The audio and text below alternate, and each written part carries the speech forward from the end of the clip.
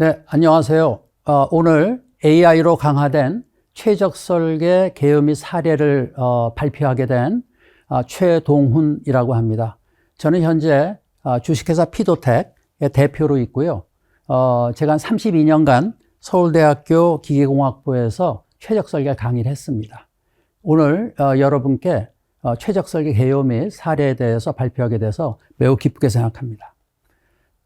오늘 한 4가지 꼭지로 구성을 해봤습니다. 제일 첫 번째는 공학 설계의 중요성 및 절차를 말씀드리고, 그 다음에 기존 설계 절차 대비 최신 설계 절차를 비교하면서 말씀드리겠습니다. 이 2가지는 공학 설계 또는 최적 설계의 가장 기본이 되는 개념을 말씀드릴 거고요. 그 다음에 이어서 후반부에는 Democratization of Design Optimization. 요거는 가장 업투데이트된 그와 같은 내용입니다. 그러니까 최적 설계를 대중화하는 내용에 대해서 말씀드릴 거고, 그걸 구현하는 개념을 가진 AI-aided Design Optimization 기술을 말씀드리도록 하겠습니다. 자, 제일 첫 번째, 공학 설계의 중요성 및 정의입니다. 요거는 오래된 자료입니다. 미국에서 준비한 자료인데, 미국의 포드, 지락스 이런 데 쓰던 자료입니다. 이 자료가 의미하는 바는 뭐냐 하면, 모든 회사는 원가 분석을 하죠. 그래서 원가 분석을 해봤더니 설계비가 한 5% 정도, 그리고 한 50%가 재료비, 그리고 15%가 인건비, 그 다음에 한 30%가 간접비. 뭐 회사마다 이 비율은 조금 다르겠지만 대동소이할 것입니다. 근데 또 한 가지 더 깊게 분석한 건 뭐냐 하면, 그러면 설계가 제품 원가에, 그러니까 각각이 제품 원가에 미치는 영향은 무엇인가를 분석을 해봤어요. 그랬더니 설계를 통해서 이루어지는 결정이 제품 원가에 미치는 영향은 한 70%, 그 다음 20%, 5%. 그래서 이 그림이 시사하는 바는 뭐냐 하면, 설계 비용 자체는 제품 원가의 5%에 불과하지만 설계가 제품 원가에 미치는 영향이 70%나 된다. 그만큼 공학 설계가 중요하다라는 겁니다. 자, 그럼 우리가 이렇게 중요한 공학 설계의 정의를 명확히 해야 되겠죠? 막 공학 설계하면 각자가 생각하고 있는 그림이 있을 겁니다. 근데 이것이 정확한 공학 설계 정의라고 말씀드릴 수가 있습니다. 첫 번째, 요거는 그 미국의 여기는 공학기술인증원에서 내린 정의입니다. 그래서 엔지니어링 디자인, 공학 설계라는 게 뭐냐 하면은 프로세스라는 겁니다. 절차라는 겁니다. 절차인데 뭐라는 절차냐 하면은 시스템 또는 컴포넌트 또는 프로세스를 디바이징하는, 디바이징이 중요하죠. 새로 창안해내는 그와 같은 과정이다. 근데 어떻게 디바이징 하느냐 하면은 우리가 모든 제품마다 또는 제조 공정마다 디자인 니즈가 있죠. 다시 얘기해서 요구 사항들이 있습니다. 요거를 맞출 수 있도록 하는 절차, 그게 엔지니어링 디자인이라는 겁니다. 여기서 중요하게 제가 강조하고 싶은 거는 공학 설계는 뭐냐? 일단 프로세스입니다. 하나로 이루어지지 않고 여러 개로 이루어지는 프로세스다. 요거를 조금 풀어서 얘기한 게 이거라고 얘기할 수 있겠죠? 그러니까 공학 설계는 뭐냐 하면 decision making process다. 보통 이터러티브 하죠. 반복적으로 되는 프로세스인데, 이 프로세스 안에서는 어떤 게 사용되느냐? 우리가 고등학교, 대학교에서 배웠던 기초과학, 수학, 공학 지식들, 이러한 것들이 사용되는데, 어떻게 사용되느냐 하면은 우리가 가지고 있는 리소스를, 실제 자원을 stated objective, 요게 이제 위에 있는 desired needs랑 동의어라고 볼 수 있겠죠. 뭔가 명확하게 정의된 목표를 이루도록 하기 위해서 최적으로 자원을 바꿔주는 과정. 요게 이제 공학 설계다라는 겁니다. 그래서 어떤 분들이 공학 설계하면, 그거는, 결국 우리가 설계 결과가 나오면 거기에 기하학적인 것을 CAD 소프트웨어에 담는 거. 그게 설계지. 또는 그런 것이 아닌, 형상을 관한 것이 아닌 거는 이제 봄 이런 데다 담잖아요. 그런 게 설계지. 근데 그건 설계 결과를 이제 우리가 저장하고 매니플레이션 하는 것이죠. 또 요새 이제 CAE 프로세스 또는 시뮬레이션이 많이 사용되고 있죠. 그런 것의 경우에도 우리가 그거는 설계라는 과정 속에서 활발하게 사용되지만 일부긴 하지만 그것만이 설계는 아닌 것이죠. 그래서 이와 같은 것이 이제 설계다, 프로세스다라는 걸 한번 강조하고 싶습니다. 명확한 정의를 위해서. 요 2개로 이제 제가 공학 설계의 중요성, 영향이 70%나 된다. 그 다음에 정의가 무엇이다 말씀드렸습니다. 자, 이제는 실제로 산업체에서 하고 있는 기존 설계 절차 대비해서 제가 이런 거 쓰면 좋습니다 라고 말씀드리고자 하는 최신 설계 절차 무엇인가 하는 걸 비교해서 말씀드리겠습니다. 자, 사례를 한 가지 들어서 말씀드리겠습니다. 이건 실제로 저희가 오래전에 대기업과 했던 그런 겁니다. 자, 우리가 설계 문제를 얘기하려면, 공학 설계 문제에 대한 해를 구하려면 반드시 3단계를 시퀀셜하게 진행해 줘야 됩니다. 어떤 제품 설계 또는 어떤 제조 공정 설계든지 간에요. 자, 첫 번째 단계가 뭐냐? 제일 중요한 단계인데 설계 문제 정식화 단계입니다. 설계 문제 정식화라는 건 뭘로 구성이 되느냐? 설계 요구 사항을 정량화하는 것. 그리고 설계 변수 선정하는 겁니다. 아까 설계 요구 사항이 앞에 공학 설계 정의할 때는 뭐 desired needs 또는 stated objective로 표현됐던 거죠. 그걸 정량화를 다 해야 되고요. 그 다음에 설계 요구 사항에 들어가 있는 성능 지수에 영향을 미치는 것들에 우리가 변수를 선정하는 설계 변수 선정을 하는 것이죠. 이 두 가지가 가장 중요합니다. 이게 되고 나면 그 다음에 우리가 두 번째 해야 될 절차가 뭐냐 하면 해석 절차 정립하는 겁니다. 해석이 뭐죠? 우리가 어떤 하나의 설계안이 나오면 다시 얘기해 설계 변수 값을 줬더니 설계 요구 사항 안에 들어가 있는 성능 지수 값을 계산하는 과정. 이게 해석이죠. 왜 하죠?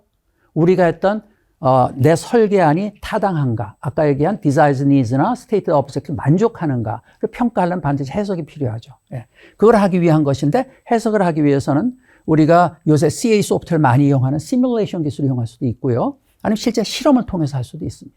뭐든지 간에 해석 정립했다는 뜻은 뭐냐면 시뮬레이션 하건 실제 실험을 하건 그 결과로 나오는 건 우리가 공학적으로 신뢰할 만한 수준의 것이다. 이런 뜻입니다. 요거부터 하죠.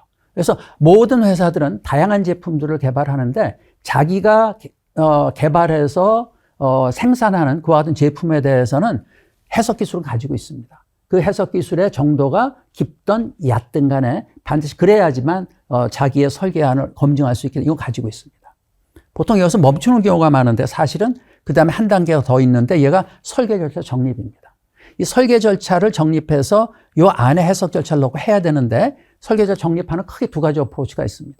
제가 요거를 이제 기존 트라이얼 앤 에러 절차. 아직도 많은 산업체에서 이 방법을 쓰고 있죠. 근데 또 다른 하나는 뭐냐 하면은 최신 설계 기술을 이용하는 절차가 있습니다. 그걸 제가 이제 최신 설계 절차라고 얘기하는 겁니다. 자, 그래서 이러한 단계를 반드시 겪어달라는 겁니다. 자, 이제 제가 여러분이 비교적 쉽게 이해할 수 있는 사례를 하나 들어서 요 기존 트라이얼 앤 에러 절차를 쓰는 거하고 그 다음에 최신 설계 기술을 이용한 절차의 차이를 좀 보여드리겠습니다. 네. 요거는 여러분 노트북 많이 쓰시죠? 노트북에 보면 그 스크루를 위해서 상부와 하부를 체결을 해야 되는데 그거를 하기 위한 그 레이아웃에 대한 문제입니다.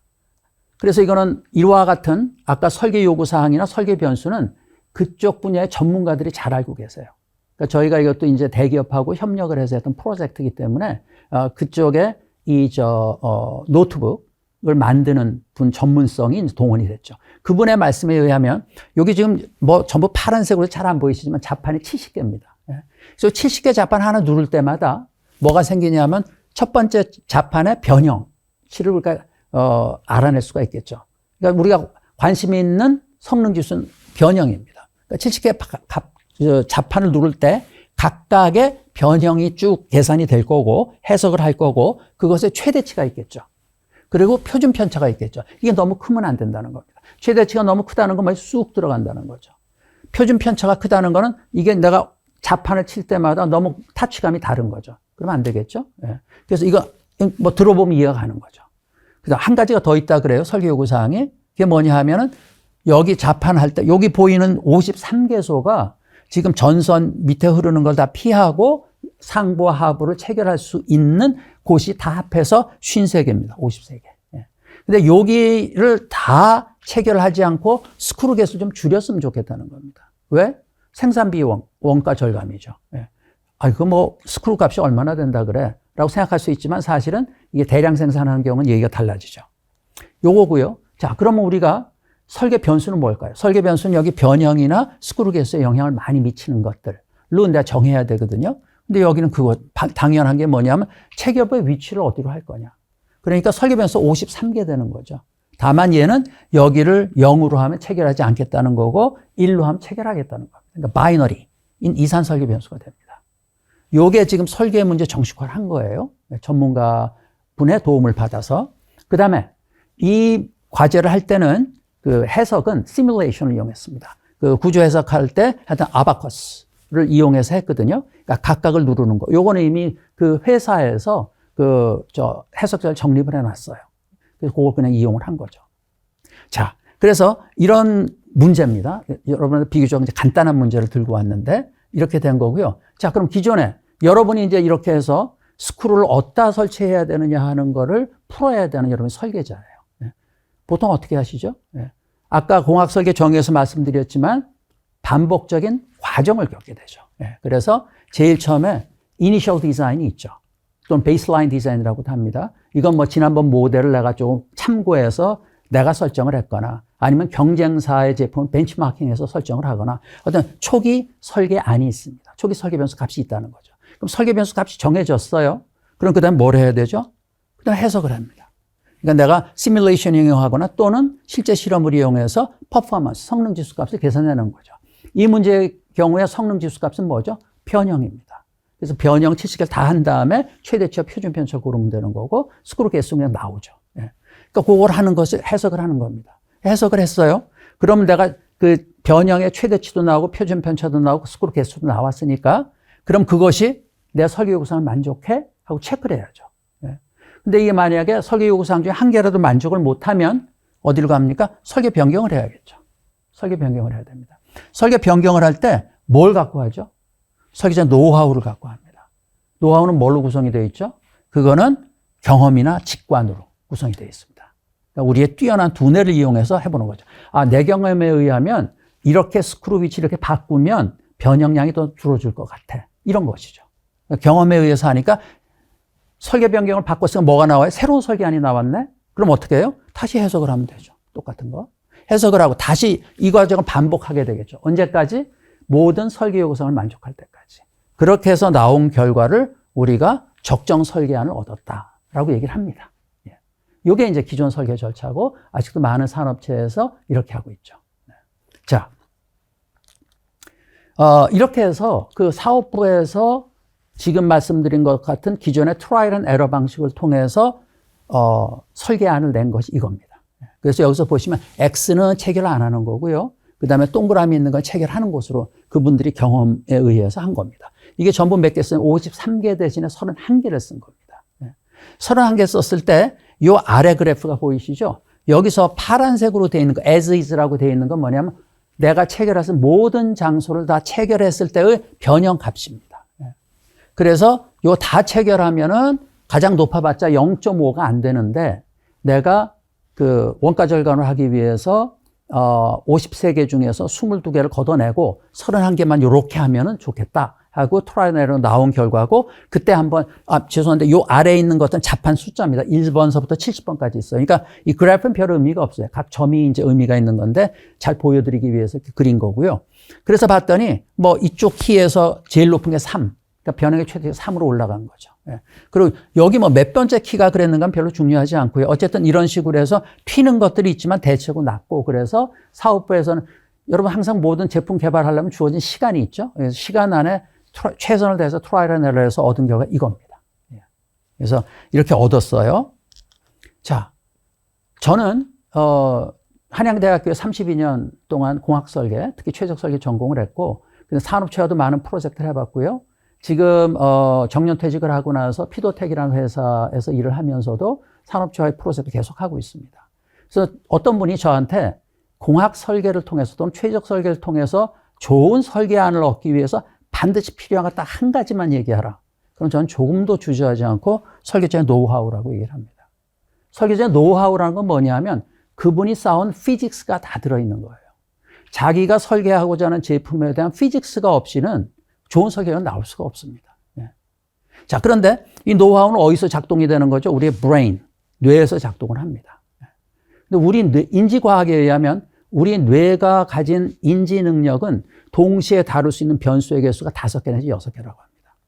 자, 우리가 조금 아까 얘기했던 스크루 레이아웃 설계 문제의 경우는 어떻죠? 설계 요구사항은 그렇게 많지 않아요. 변형이라는 성능 지수, 스크루 개수. 별 많지 않아요. 이거는 뭐 두뇌가 충분히 할 수 있는데 문제는 뭐냐? 소화할 수 있는데 문제는 뭐냐? 설계 변수 53개나 됩니다. 53개를 동시에 어디를 빼면 좋겠고 어디를 체결하면 좋을까를 정해야 되니까 이건 우리 두뇌가 또 동시에 못하는 그런 겁니다. 네.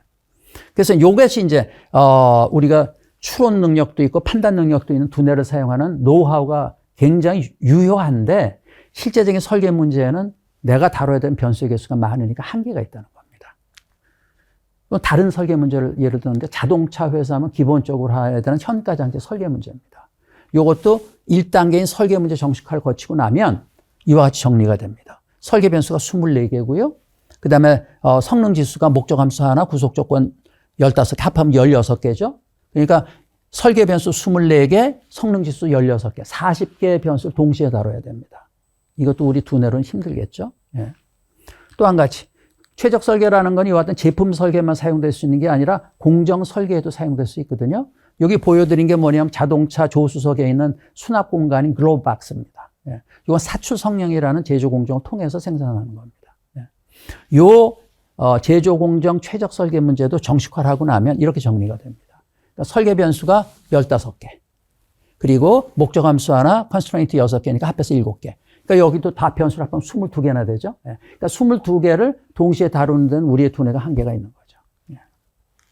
그래서 노하우는 제가 지금 앞으로 말씀드릴 최신 설계 절차는 노하우를 대체하는 거 아닙니다. 노하우는 굉장히 중요하고 꼭 있어야 되는 겁니다.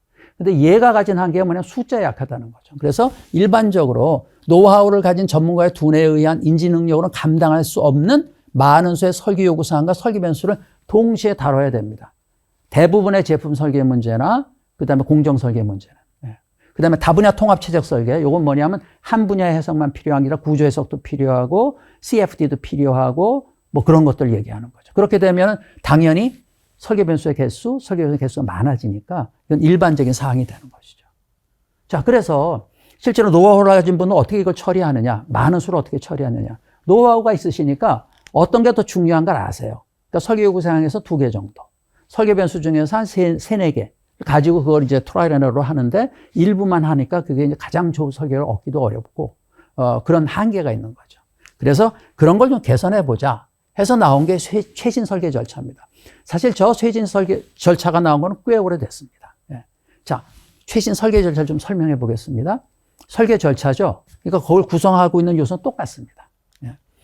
우선 역시 초기 설계하는 있기 마련이고요. 예. 그 다음에 해석하는 것도 마찬가지입니다. 그리고 이걸 설계 사양하고 비교했더니 만족하지 않는 경우는 어떻게 하느냐. 역시 여기도 설계 변경을 해야 됩니다. 설계 변경을 이번에 할 때는 노하우만 이용하는 것이 아니라 최신 설계 기술이라는 것이 있습니다. 이 최신 설계 기술은 이렇게 생각하시면 돼요. 이게 실체가 뭐냐? 수치 절차예요. 여러분 미분 방정식을 풀 때, 뭐 대학교 수치 해석 시간에 비선형 미분 방정식을 풀 때 개발된 많은 수치 절차 중에서 지금 정형화되어 있는 게 뭐 5, 6자 런치 커터 메서드다. 그래서 걔한테다가 비선 미분 방정식의 형태를 넣어주면 그 수치 절차를 쫙 거쳐서 아웃풋으로 미분 방식 해가 나온다. 그런 거였죠. 예. 마찬가지로 이와 같은 다양한 종류의 최신 설계 기술이 있는데 이것들이 하는 역할이 뭐냐면 인풋으로 뭐를 주느냐 하면요. 설계 히스토리를 줍니다. 설계안을 A로 했더니 성능 지수 값이 요게 나왔고 B로 바꿨더니 성능 지수가 이렇게 변하더라 라는 설계 변경 히스토리를 인풋으로 주면 아웃풋으로 얘가 뭘 주냐 하면 그렇다면 모든 설계 요구 조건을 만족하기 위한 설계 변수 변경을 이렇게 하세요 라는 설계 변경안을 제가 아웃풋으로 줍니다. 그렇게 되니까 어떻게 되냐 하면 새로운 설계안에 대해서 해석하고 하는 이 모든 과정이 자동화가 될 수 있는 거죠. 왜? 이 최신 설계 기술이 어떻게 바꾸라는 걸 자동으로 주니까. 또 한 가지 이점은 뭐냐 하면 그것뿐이 아니라 베스트 디자인을 얻을 수 있다는 거죠. 아까 우리가 트라이얼 앤 에러 했을 때는 주어진 시간과 예산 안에서 하니까 적정 설계밖에 못 얻었죠. 예. 근데 이렇게 자동 설계 과정을 거칠 것 같으면 우리가 베스트 디자인을 얻을 수가 있다. 예. 그 다음에 이게 좀 아주 최신 기술이 아니라 이미 여러분이 쓸 수 있도록 다 소프트웨어로 정리가 되어 있는 겁니다. 자, 그래서 최신 설계 기술의 종류를 보면 굉장히 다양한 것들이 지금 다 구비가 되어 있습니다. 위쪽에는 다양한 종류의 최적화 기법들, 요 아래쪽에 있는 실험 계획법을 이용하는 설계 기법들, 그 다음에 그런가 하면 실제로 생산할 때 문제가 되는 거지만 3포 해석도 해야 되죠. 예, 불확실성이 있으니까. 그 다음에 3포까지 고려한 최적화도 해야 됩니다.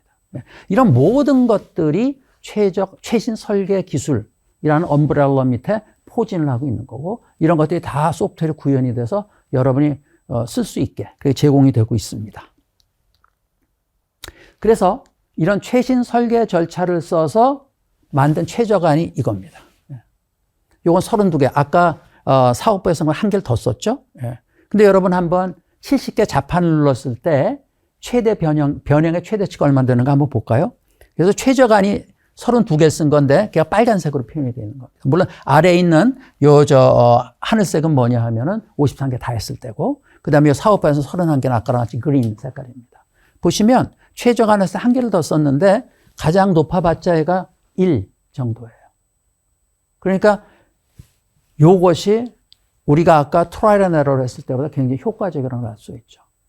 그거는 달리 말씀드리면 요거는 이제 성능 지수가 이제 이렇다는 얘기죠. 변형이 이렇게 됐다. 뭐 개수도 아까 53개에서 우리가 지금 이제 32개를 쓰니까 21개를 줄인 거죠. 여기서 이게 설계 변수의 최적치거든요. 다시 해서 53개 바이너리 변수가 다 결정이 된 거예요. 여기는 X는 0이죠. 여기는 저기 체결하지 말아라 이런 겁니다. 자, 그런데 어떤 분이 나 똑같이 32개 쓰는데 이렇게 딱 보니까 여기가 너무 많이 비어 있는 것 같아. 그러니까 얘를 빼고 1로 갖다 놓겠다. 그러니까 여기를 채우고 여기를 X로 하잖아요. 그리고 여러분이 아바커스 써서 70개를 해보면 그 변형의 최대치는 1을 넘어갑니다. 그런 의미에서 얘가 이제 최적 설계 아니라는 것이죠. 그리고 이것은 어떻게 결정이 됩니까? 최적 설계 기법에 의해 최적화 기법에 의해 가지고 저절로 결정이 되는 겁니다. 자동으로. 그런 이제 이점이 있다는 것을 말씀드리고 싶습니다. 또 이렇게 한번 이런 그 최적 설계 기술이라는 거는 노하우에 의한 거는 기록이 되기가 어렵죠. 그러나 이제 이런 것들은 우리가 이렇게 최적 설계는 소프트웨어를 사용하면 다 기록은 남기 때문에 다큐멘테이션이 가능하고 컴퓨터도 남기 때문에 다른 유사한 애플리케이션 반복적으로 쓸 수 있어요. 그러니까 처음에 여러분이 이런 기술을 적용하는데 조금 초기 비용은 들 수 있지만 한번 잘 세팅을 해놓고 나면은 그 반복적으로 쓸 수 있기 때문에 결국은 생산성이 높아진다는 얘기입니다. 예를 들면 우리가 지금 스크루 갖고 체결하는 건 조금 아까 말씀드린 노트북 자판만이 아니겠죠. 예를 들면 뭐 스마트폰 마찬가지죠. 스크루 체결하는 곳이 있는데 같은 방식을 쓸 수 있는 것이죠. 또 이런 것들이 최신 설계 기술을 이용하는 최신 설계 절차의 장점이기도 합니다. 그래서 요 중요한 부분에 대한 그 사머리를 그냥 이렇게 간단하게 말씀드리면 이렇습니다. 자, 설계자의 노하우에만 의존하여 설계를 개선하는 기존 설계 절차 대신 최신 설계 기술도 활용하여 최선의 설계안을 도출하는 최신 설계 절차 쓰자. 여기서 여러분 좀 주목해 주셨으면 좋겠는 조사입니다. 조사. 뭐예요? 설계자의 노하우에만. 그러니까 이게 노하우 대신이 아닙니다. 노하우에만 의존하지 말고 이 도죠. 그러니까 최신 설계 기술과 그 다음에 자기가 가진 노하우를 동시에 해서 하는 것이 최신 설계 절차고, 그렇게 하는 것을 여러분 적극적으로 사용하시면 지금 여러분이 하고 계시는, 설계하고 계신 제품이나 제조 공정 설계에 큰 도움이 될 거라고 저는 생각을 합니다. 자, 이렇게 해서 제가 가장 이제 기본적이라고 생각하는 그 공학 설계의 중요성 및 정의, 슬라이드 2장으로 말씀드렸죠. 그리고 지금 기존 설계 절차 대비해서 최신 설계 절차의 차이가 뭐고, 이 최신 설계 절차를 구성하는 최신 설계 기술을 아주 간략하게나마 다양한 산업체에서 제품 및 제조 공정을 설계할 때 필요한 모든 기술로 구성이 되어 있다. 그리고 설계 절차에 들어가는 요소들은 똑같지만 제일 차이가 나는 것이 뭐였느냐 하면은 그 설계안이 만족스럽지 않을 때, 설계 변수를 변경할 때 기존 설계에서는 설계자 노하우만 의존했는데 그러지 않고 이제는 최신 설계 절차라는 잘 발달된, 물론 오랜 기간에 걸쳐서 검증된 그와 같은 수치 절차인 최신 설계 기술을 잘 적용하면 가능하다라는 말씀 드렸어요. 가장 기본적인 겁니다. 자, 그 다음에 훌쩍 뛰어넘겠습니다. 그래서 굉장히 업투데이트된 그와 같은 말씀을 좀 드리고자 합니다. 그래서 요 세 번째에서 말씀드리고자 하는 것은 최적 설계 대중화에 대한 얘기입니다. 요거는 2018년에 그 어세스라는 미국에 돼 있는 그 하나의 단체가 있습니다. 이 어세스의 구성원들은 공학 시뮬레이션 및 설계의 대가들이 모인 그와 같은 모임입니다. 그래서 어세스에서 1년에 한 번씩 컨퍼런스도 하고요. 그 다음에 이분들이 아주 굉장히 의미 있는 그와 같은 그 다큐멘터도 만들어냅니다. 그래서 Assess Theme Positioning Paper라는 걸 이분들이 내는데 그 중에서 DOES가 뭐냐면 저기는 이 Democratization of Engineering Simulation의 약어입니다. 그러니까 이게 뭐예요? 엔지니어링 시뮬레이션의 대중화라는 겁니다. 지금 이 시뮬레이션 기술은 누가 주로 쓰죠? 이걸 실제로 여러분 회사에서도 뭐 CA 부서가 따로 있는 회사가 있을 텐데 그런 경우에 그분들이 하는 것이죠. 그러니까 이걸 하려면은 뭐 석사학위 이상을 받아야 되거나 그런 거죠. 그런데 엔지니어링 시뮬레이션 기술이 굉장히 유용하다는 건 잘 알려져 있습니다. 그러니까 실제 물건을 프로토타입 만들지 않고 우리가 시뮬레이션을 이용해서 예측을 하는 거죠. 물론 이제 각 회사마다 시뮬레이션 기술의 정도에 따라서 예측력이 아주 높은 그와 같은 회사도 있고 아직은 조금은 부족한 회사도 있겠습니다만 이 엔지니어링 시뮬레이션의 장래가 이제 밝기 때문에 이것들 도입하려고 다 애를 쓰고 있는 거죠. 자, 그런데 이와 같이 엔지니어링 시뮬레이션이라는 기술은 굉장히 가치가 있는 기술인데 이걸 대중화하겠다는 게 도대체 무슨 뜻이냐 하는 겁니다. 그러면 이런 거죠. 자, 이 대중화라는 뭘 뜻하느냐? 굉장히 significant expansion in the use of engineering simulation. 그러니까 엔지니어링 시뮬레이션을 굉장히 많이 써야 돼요. 많이 쓰는 거. 근데 어떻게 써야 돼요? By all users입니다. 이거는 CA 어널리시스를 할 수 있는 그 CA 애널리스트만 아니라 설계자가 훨씬 더 많잖아요. 그분들도 써야 된다는 거죠. 왜? 이분들이 all users가 뭐예요? 엔지니어링 시뮬레이션 기술을 쓰면 그거로부터 커다란 이익을 얻을 수 있는, 그러니까 생산성을 높일 수 있는 그런 모든 사람이 쓸 수 있게 해야 되는데 막 쓰면 안 되겠죠. 그러니까 in a reliable way, 아주 신뢰성이 있는 방법으로 쓰게 하는 것, 이것이 대중화입니다. 그래서 지금 요즘에 최적 설계 분야는 이걸 어느 정도까지 발전을 시키고 있느냐 하면 Democratization of Engineering Simulation 대신에 Design Optimization만 쓰면 아래는 요것만 또 엔지니어링 디자인, 디자인 옵티메이션 바꾸면 똑같은 겁니다. 그래서 이거를 이제 구현해야 된다라는 단계까지 온 겁니다.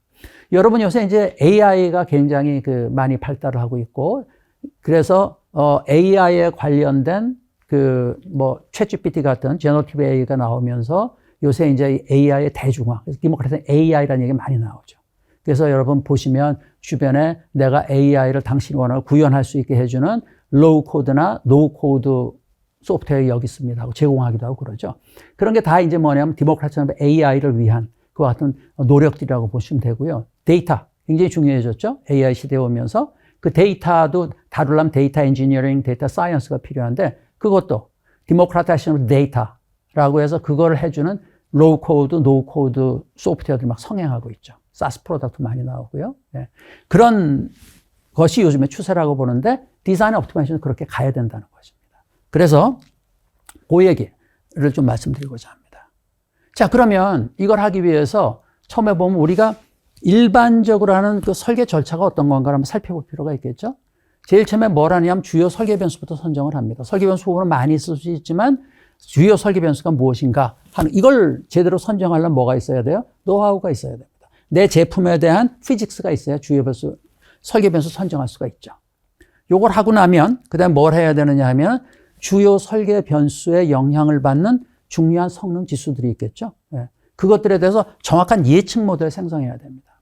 왜냐하면 실제 실험을 하신 분들은 더 뼈저리게 느끼실 텐데 한번 설계안이 결정돼서 그 설계안이 설계 요구사항 다 만족하는가를 하기 위해서 실험을 하시잖아요.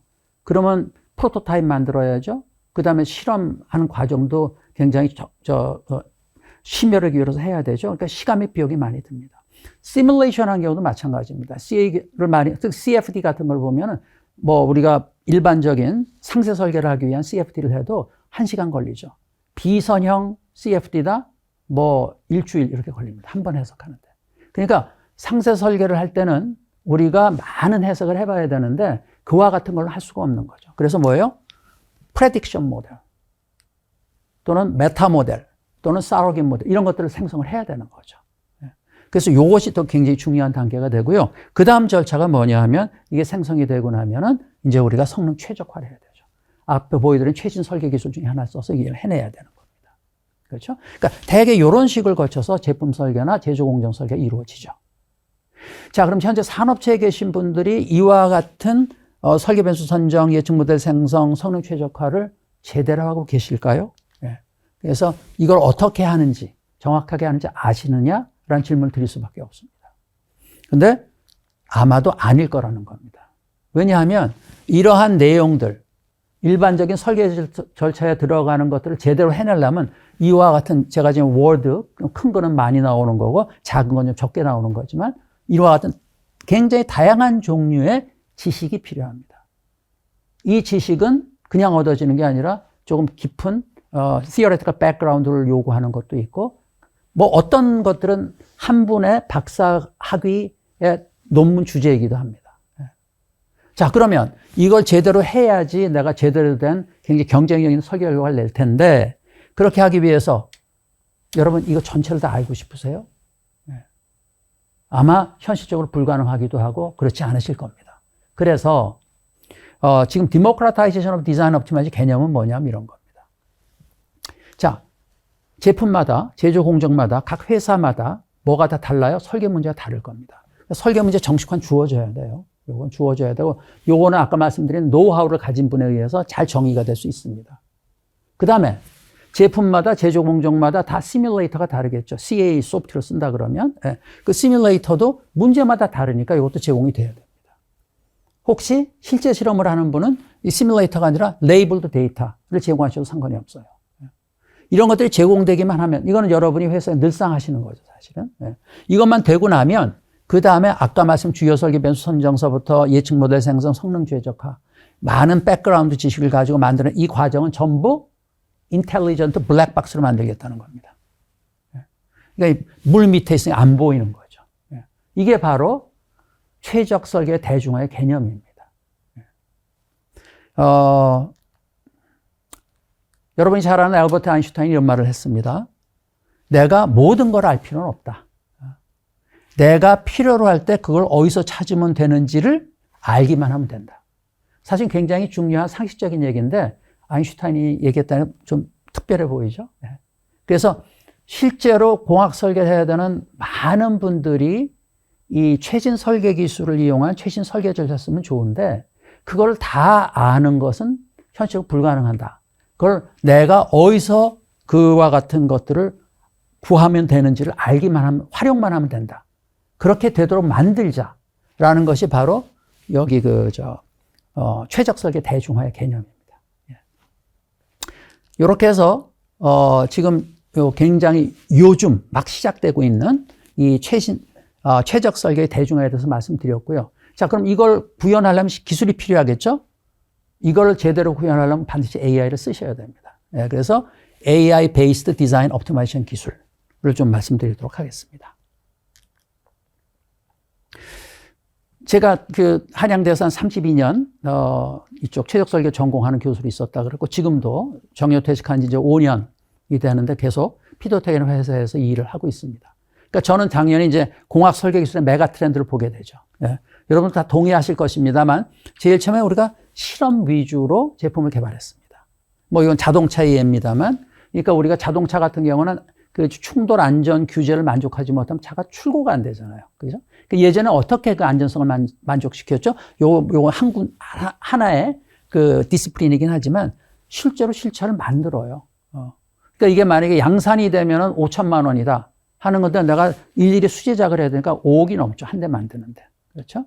그래서 그와 같은 걸 갖다 또 충돌 실험실, 설비도 뭐 엄청나고 굉장히 비쌉니다. 그 다음에 한 자동차 회사에서 만들고 있는 차종이 여러 가지이기 때문에 줄 서서 기다려야 돼요. 그러니까 이거 한번 부딪히고 그 다음에 원인을 또 알아내야 되니까 설계 변경도 한꺼번에 여러 개를 하지 못합니다. 그럼 무슨 문제가 생기겠어요? 그러니까 QCD의 문제가 생기는 거죠. 퀄리티 업이 돼야 되는데 퀄리티 다운이 되는 거죠. 왜냐하면 많이 못 해보니까.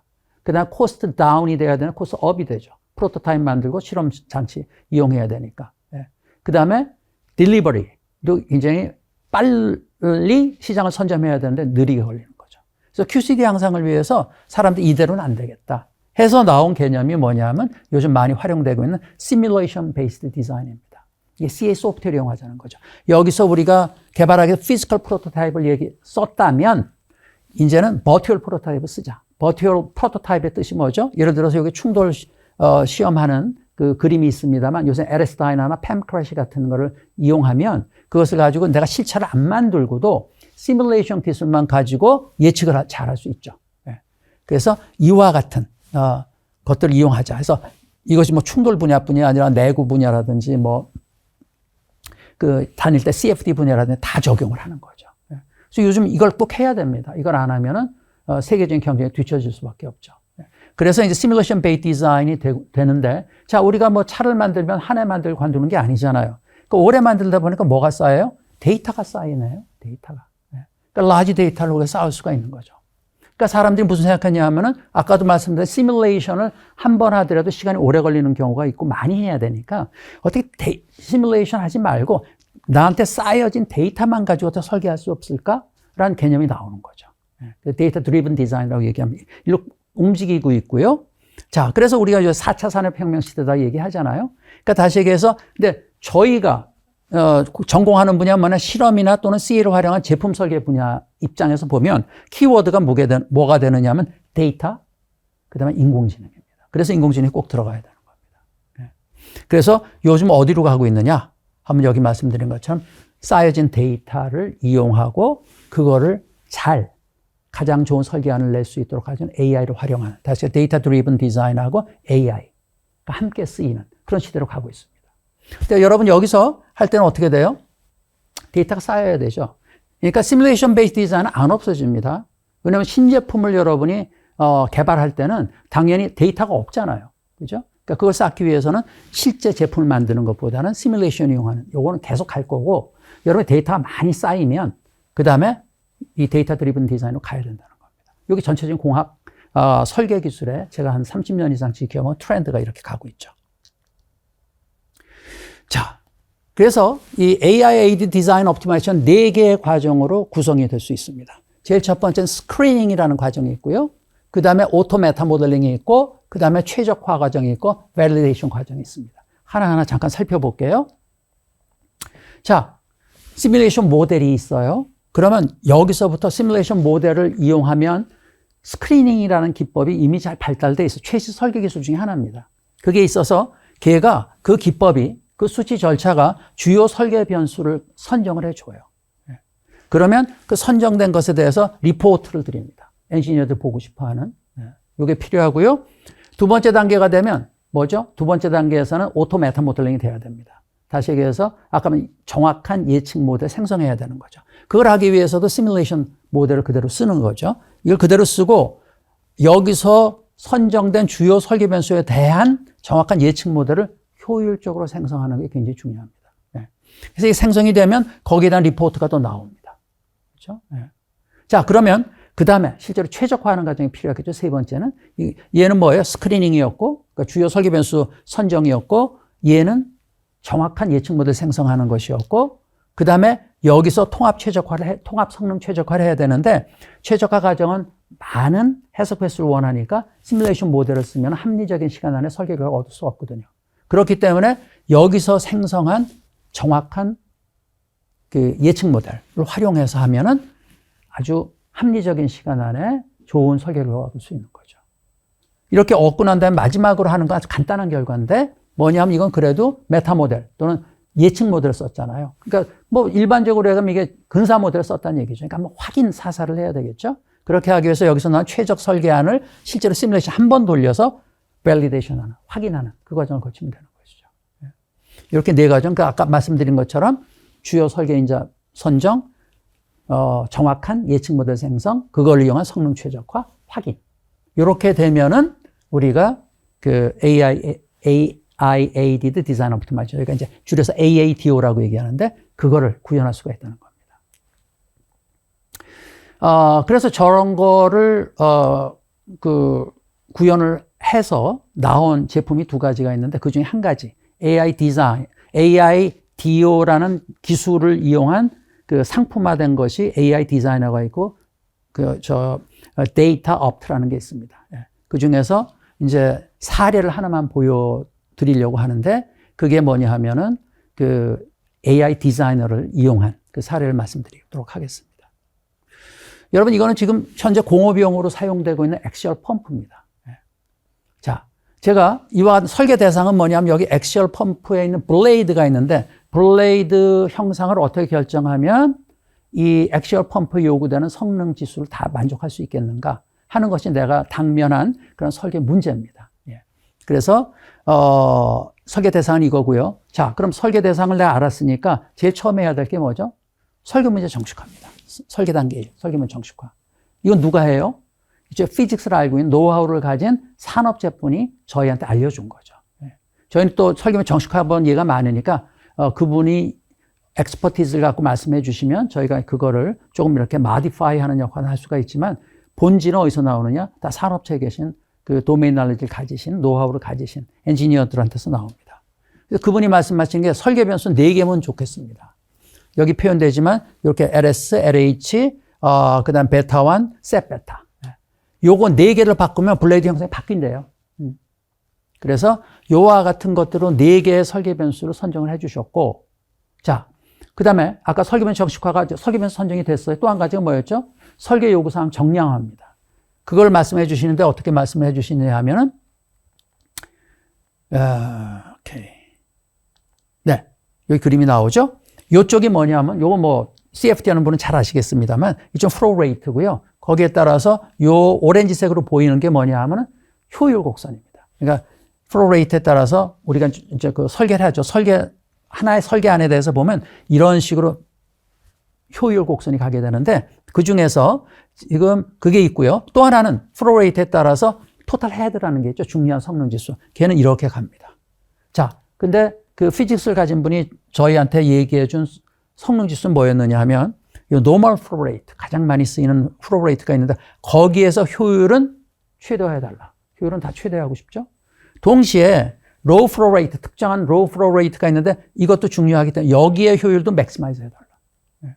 하나, 둘. 그 다음에 세 번째 성능 지수가 뭐냐 하면 이 토탈 헤드 값 중에서 nominal flow rate에서 토탈 헤드 값은 10m에 맞춰달라. 타겟 밸류에 맞춰달라. 대신 맞춰주지만 얘가 그래서 이제 요 각각 목적 함수를 잡은 거는 자, 효율 최대화 두 개 플로우 레이트에서 그다음 토탈 헤드 타겟 밸류에 맞춰달라는 거죠. 네. 목적 함수 3개나 되니까 얘들이 아까 말씀드린 최적화 과정을 거치게 되면 서로 타협을 하게 됩니다. 다 좋게 하려고. 그런데 얘가 좀 양보를 너무 많이 해서 요 범위를 벗어나면 그거는 이쪽 충류 펌프 만드는 입장에서는 이걸 넘어가면 의미가 없는 거죠. 그런 경우에 걔를 구속적으로 넣을 수 있습니다. 그러니까 nominal flow rate에서의 요 토탈 헤드 값은 로우 바운드와 어퍼 바운드 사이에 있어야 된다. 물론 이거 숫자로 9.5, 10.5입니다. 그 사이에 있어줘야 된다. 요렇게 정의를 하면 되겠습니다. 라는 것이죠. 자, 그래서 이렇게 해서 설계 문제 읽어보면 이렇습니다. 자, 토탈 헤드, nominal flow rate의 토탈 헤드가 9.5와 10.5 사이에 있으면서 세 개의 목적 함수를 최적화할 수 있도록 하는 4개의 설계 변수 값을 구하라. 이게 충류 펌프의 설계 및 정식화 결과죠. 명확하죠? 네. 설계 성능 지수 다 정량화되어 있고 설계 변수가 명확히 정의가 되어 있습니다. 그래서 이렇게 해놓고 보면 이 문제는 뭐라고 우리가 부르느냐 하면 다중 목적 함수 문제다라고 부릅니다. 그래서 목적 함수 하나밖에 없는 최적화 문제를 푸는 거하고 그다음에 목적 함수가 2개 이상을 푸는 거는 그 최적화 기법이 다릅니다. 그래서 여러분 이런 문제를 만나면 이 다중 목적 함수 최적화할 수 있는 최적화 기법 쓰셔야 됩니다. 자, 그래서 어쨌거나 이렇게 문제 설계 단계 1에서 설계 문제 정식화 잘 됐죠? 자, 설계 단계 2는 뭐죠? 해석 절차 정립을 해야 됩니다. 해석 절차 정립한다는 건 뭐죠? 4개의 설계 변수 값을 주면 다시 해서 하나의 설계안이 나오면 여기 들어가 있는 성능 지수 3개 뭐예요? nominal flow rate에서 efficiency, 그 다음에 low flow rate에서 efficiency, 그 다음에 nominal flow rate의 total head 값 그거를 산출해내야 되는 거죠. 자, 그 과정을 우리가 정립해야 되는데 이것도 산업체에서 이미 잘 정립이 되어 있던 걸 저희가 갖다 쓴 거죠. 자, 보면 요 블레이드 젠이라는 이 상용 프리프로세서가 있습니다. 그러니까 얘가 하는 역할은 뭐냐 하면 블레이드의 형상을 우리가 결정을 해야 되는데 이걸 parameterized 블레이드 모델을 만들어주는 상용 프리프로세서입니다. 그러니까 블레이드 젠을 통해 그러니까 여기 설계 변수값 4개를 주는 겁니다. 그럼 4개에 상응하는 그와 같은 블레이드 형상을 만들어주는 거예요. 얘가. 바꾸면 지가 또 자동으로 만들어줍니다. parameterized해서. 얘는 블레이드 형상만 만들어주는 거고 그 다음에 우리가 CFD를 하려면 뭐가 필요해요? 그 메쉬가 필요하죠. 메쉬를 만들어줄 때도 역시 상용 그 프리프로세싱 터보 그리드를 썼습니다. 그래서 Structured Mesh Generation을 이걸 하는 거죠. 터보 그리드를 가지고. 자, 메쉬가 나오니까 뭘 할 수 있어요? 이제 CFD를 할 수 있습니다. CFD를 할 수 있는 CA 소프트웨어가 여러 가지가 있죠. 근데 그 중에서 저희는 CFX 쓴 겁니다. 그 중에서. 그래서 얘가 하면은 뭐가 나와요? 이런 과정을 거쳐서 블레이드 젠을 통해서 형상이 반영된 블레이드 모델이 나오면 메쉬 제너레이션 터보 그리드를 통해서 하고 그걸 통해서 CFX를 통해서 하면 뭐가 나오겠어요? 그럼 아까 말씀드린 세 개의 성능 지수가 툭 튀어나오는 거죠.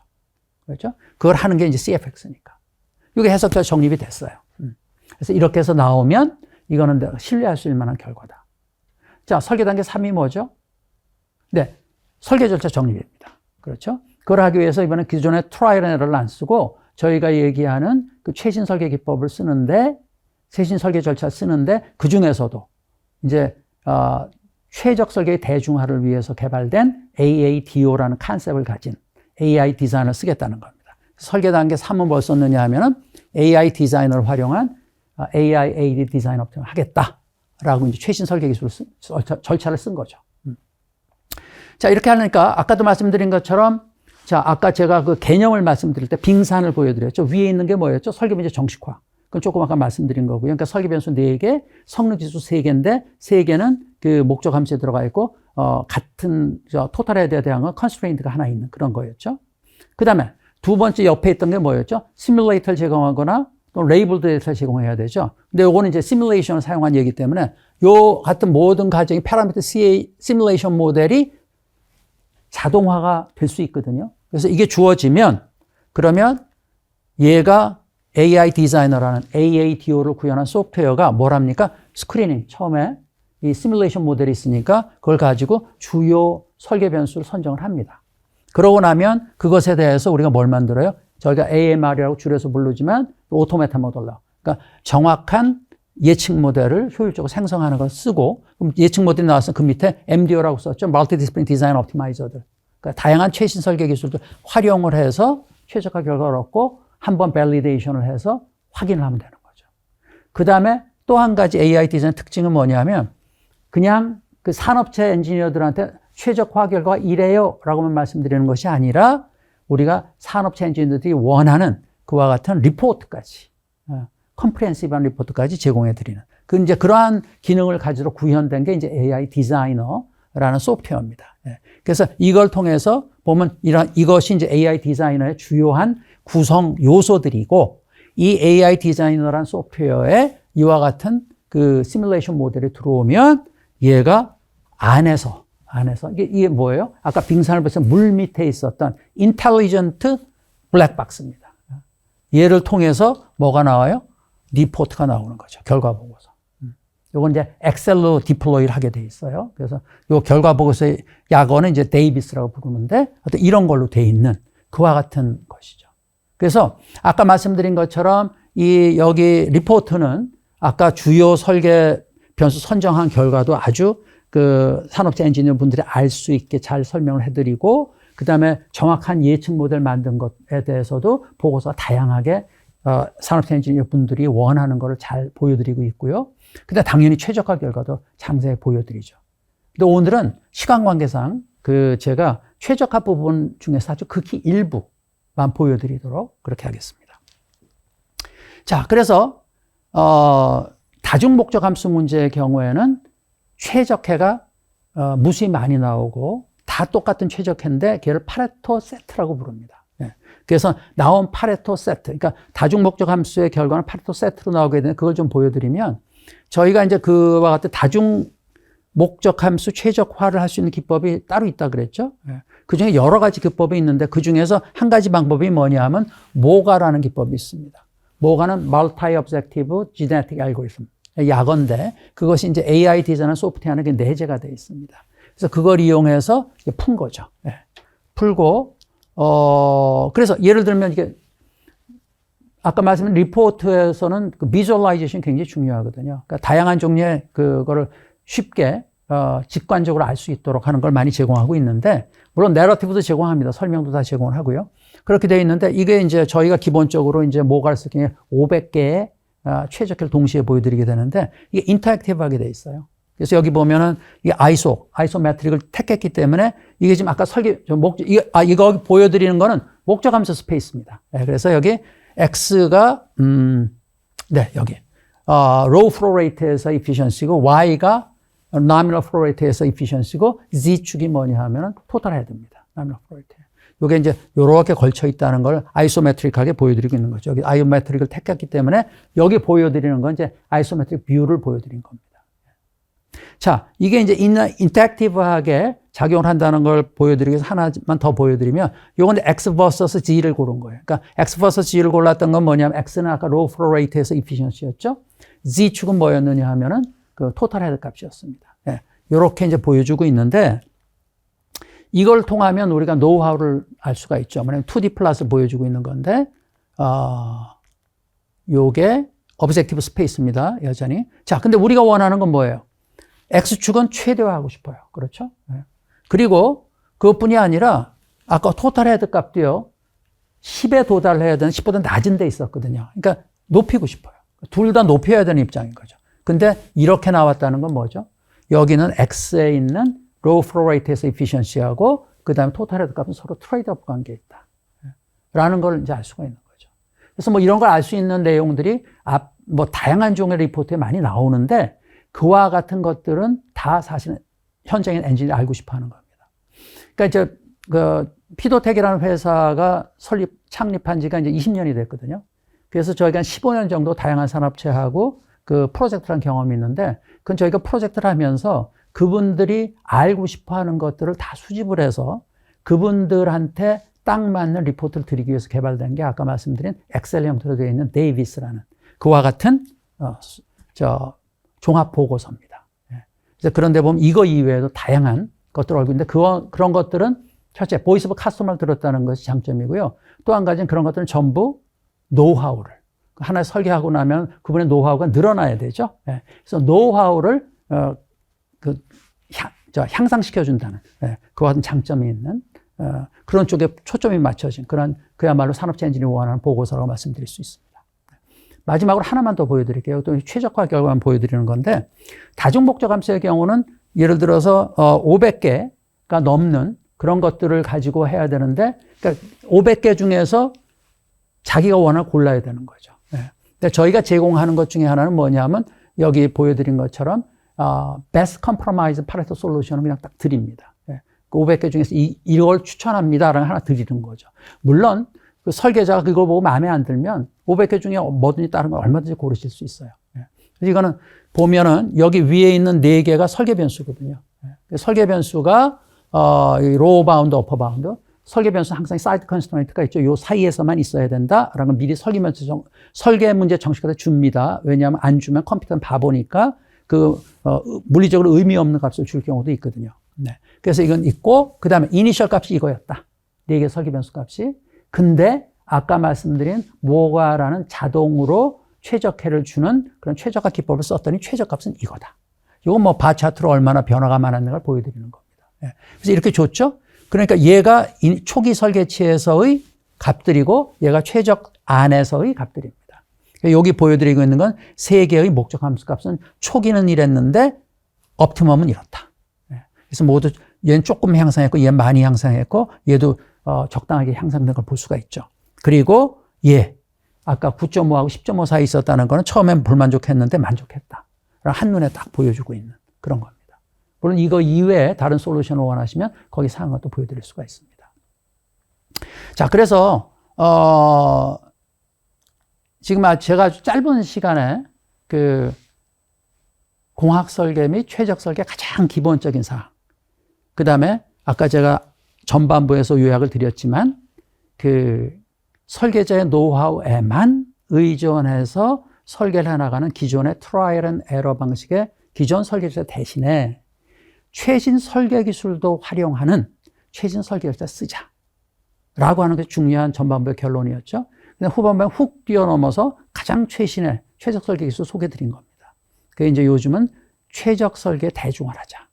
해서 대중화하려니까 데이터가 필요하고 AI가 필요하다.